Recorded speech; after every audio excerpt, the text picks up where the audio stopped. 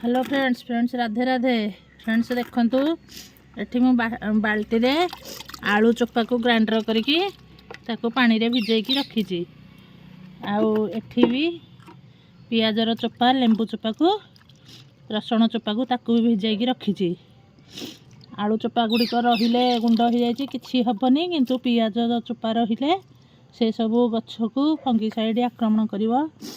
पियाज रे तो बहु रही फस्फरस मैग्नेशियम सबू रही आलू चोपारे मध्य पोटासियम रही तेणु से आलू पियाजर चोपा भिजा पानी की आम गछरे देले देखंतु काढ़ी करदेली याको आम गछरे देले गछरे भल फूल फूल हेब गछर ग्रोथ भल हेब फूल हेब।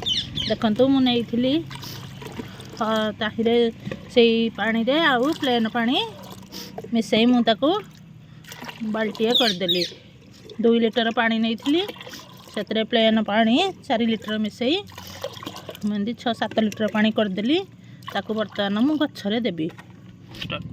देखंतु एठी मोर प्रस्तुत हो गला आलू पियाज चोपार लिक्विड आपको आम गछ मूल एमती मगे मगे दे नवा।